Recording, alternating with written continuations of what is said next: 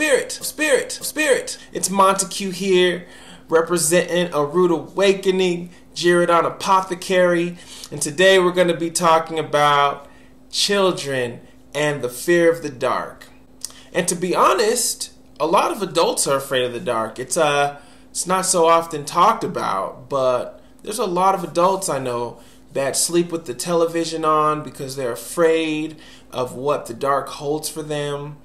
I know adults that when turning off lights downstairs, they run up the stairs.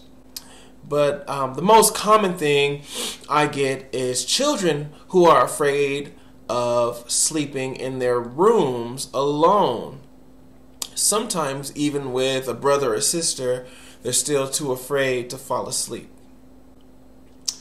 One thing adults forget is that children oftentimes have a link that is a lot more intact with the spiritual realm than most adults. Most adults sort of harden in ways that children haven't yet. And in that hardening, they grow more connected to more of the realm of light, meaning the world of form. Whereas children, still being somewhat attached to the world of spirit, still have issues sort of adjusting to all of the sensations and feelings that come in darkness. One thing, as being a sensitive, I've been a sensitive my entire life. My aura did not harden, and I did not lose a lot of my sensitivity. And in that sensitivity, I'm able to verbalize what children are sensing. I'm able to detect, the same vibrations that infants may be detecting. For example, I don't know if you've ever dealt with an infant and felt like they were staring over your head. You're like, why are you staring above my head? And they'll just start giggling. But there's basically spirits in the room. There's energy, vibrations, and they're very visible for infants. But let's get back into the dark. The darkness is the gateway. The darkness is the portal. The spiritual realm, the possibilities, other dimensions become greatly exaggerated in the dark. And children can pick up on this very clearly. Oftentimes adults that don't understand are just like, oh, just go to bed. It's all your imagination. The truth is it's not their imagination. Imagination and spirits in the dark are two separate things. Now, oftentimes adults can call it imagination because they have that privilege. It's a privilege of being insensitive. So you can tell someone else that it doesn't exist without batting an eye. But the child knows it's there. And they can feel it. They're not stupid. They know that there's things in their closet. They know that there are things that they can sense under the bed. Sometimes they can hear these things. And once again, that's because the realm of spirit is heightened in darkness. That's why you see a lot of magic work. You see a lot of ritual done in like a dark forest or in a dark room with slight candles, so you can read the holy book or the or the spell book or whatever you're working out of to maintain that connection with the realm of spirit. When I'm in the dark, I can sense way more. When I go to people's houses to clear their houses of negative forces, I like to turn the lights off. When the lights go off, everything's there. Okay? And in my experience, that's when we're most open to spirit contact, is in darkness. Now, there's always spirits around us. It's just that in darkness, their aura, their being, their body becomes amplified. But when I do my spirit work at people's houses, I turn off all the lights so I can feel what's around. Okay? In my personal journey, what I can say is that when I've dealt with spirits, they've often come in the dark.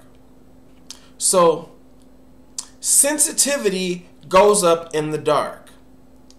As a spiritual sensitive, when I go to sleep at night, if there's something in the house that has negative vibrations attached to it, I will wake up out of my sleep and walk directly to that object in full darkness and remove that object from the house. Because I can sense a layer of the being of that object that most people can't. Oftentimes, these sensations, these vibrations are attached to dolls, certain types of dolls, certain statues. It can radiate from certain paintings. It can also radiate just from a spirit that just walked into the house, that meandered into the house. There's ghosts that can walk into the household and cause issues. But I have the hardest time personally with spirits that are attached to objects. Although in places like under the bed and closets, oftentimes negative energy can build up in those spaces. So it's a bad idea to tell your child that there's nothing in there.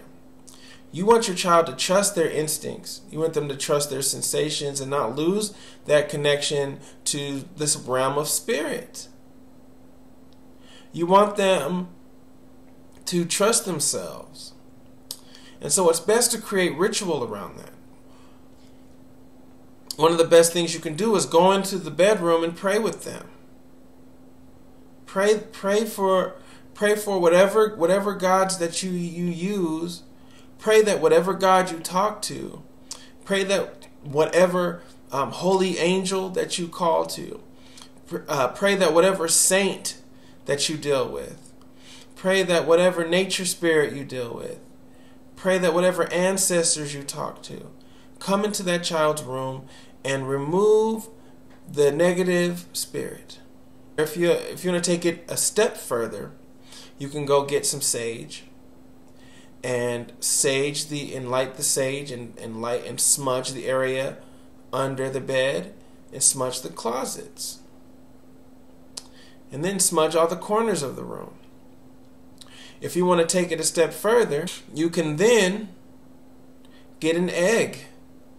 You can get an egg and give the child the egg to hold on to. And I know this sounds crazy to some of you. You're like, eggs are for eating, you know. But sometimes you can either rub your child down with an egg, and or what you can do is let them hold on to the egg throughout the night. If you're not so keen on using eggs, you can use a quartz crystal that they can hold on to. These are way more effective than teddy bears. Way more. Okay, and I might do another segment where my daughter talks about how great this worked with her. She's a very, very, very sensitive child. Okay. So those are things you can do. If you have the patience and the time to take it a step further, what you can do is write a protocol that you can put on to the wall. Okay? You'll put it on the wall giving step-by-step directions on what they can do to avoid the fear that comes with being in the dark.